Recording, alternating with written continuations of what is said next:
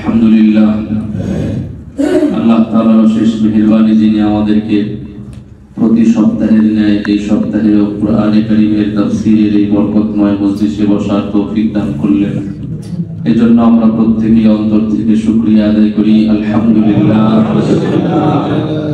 শুরুতেই একটা বিশেষ আপনাদের কাছে ঘোষণা জানাই দিই, আগামী সপ্তাহে আমার একটা প্রোগ্রাম আছে, এই জন্য আগামী সপ্তাহে তাফসীর হবে না, তারপরের সপ্তাহে আবার হবে ইনশাআল্লাহ। আল্লাহ তাআলা যদি আমাদেরকে হায়াতে রাখেন, আমরা পরবর্তী সপ্তাহে আবার কোরআনে কারীমের তাফসীর শুনবো। আল্লাহ তাআলা তৌফিক দান করেন।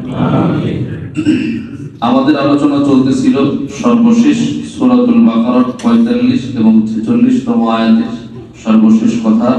গত সপ্তাহে আপনারা শুনতেছিলেন ইসলামের প্রশ্নে, ঈমানের প্রশ্নে হযরত আবু বকর সিদ্দিক রাদিয়াল্লাহু আনহুর মতো নরম মানুষ গরম হয়ে গেছে।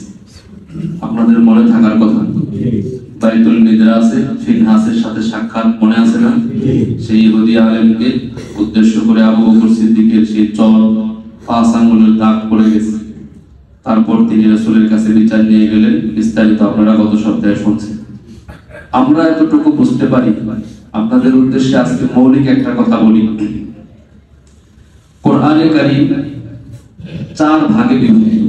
কয় ভাগে? 4। এটা আমার কথা না, উসুলে কোরআনের আলোচনা, উসুলে তাফসীরের আলোচনা। কোরআনে কারীমের 4 ভাগে বিভক্ত। এক ভাগ হলো কোরআনে কারীম শুধু বিধানাবলী সম্পর্কে নাযিল হয়েছে।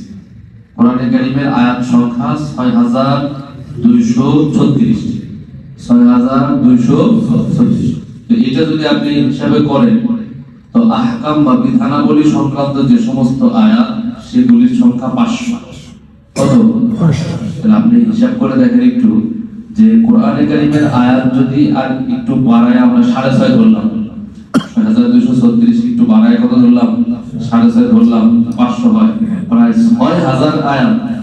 এগুলি একটাও বিধানাবলী না। বিধান মাত্র কয়শো আয়াতের? 500 আয়াতের। বুঝলেন বিষয়টা? এই হলো কোরআনের এক ভাগ। আরেক ভাগ তাযকির বিআলাইল্লাহ, মানে এই সমস্ত আয়াতে শুধু আল্লাহ তাআলার নিয়ামতের আলোচনা করা হয়েছে। এটা হলো দ্বিতীয় ভাগ, যে আয়াতগুলিতে শুধু আল্লাহ তাআলার নিয়ামতের আলোচনা করছেন।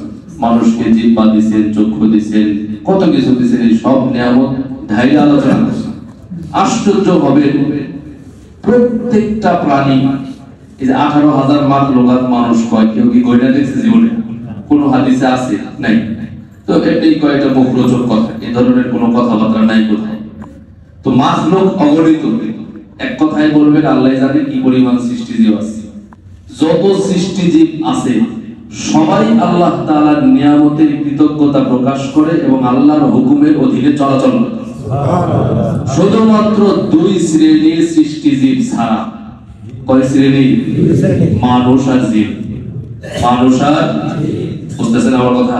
এই প্রসঙ্গে আজকে কথা বললে সময় কুলাবে না, শুধু এতটুকুই বললাম, আল্লাহ তাআলার নিয়ামতের শুকরিয়া সবাই আদায় করে, এই 2 মাখলুক বা 2 সৃষ্টিজীব ছাড়া।